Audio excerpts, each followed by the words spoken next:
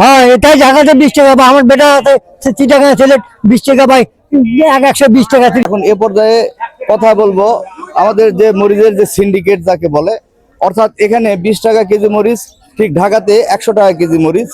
এই যে ডিফারেন্স মাঝখানে দামের এতটুকু, এই অর্থ পাচ্ছে কে বা কারা? আরো দু একজন কৃষক ভাইয়ের সঙ্গে কথা বলবো। আচ্ছা, আপনাদের এখানে বাজার কত? আমাদের এখানে 20 টাকা বাজার, তাও লিবাস আছে। আচ্ছা, এই মরিচ 42 কেজি এমন। আচ্ছা আচ্ছা, এই মরিচটা ঢাকায় গিয়ে 100 টাকা বিক্রি বা 120 টাকা কেজি। হ্যাঁ 120 টাকা 100 টাকা বিক্রি হচ্ছে।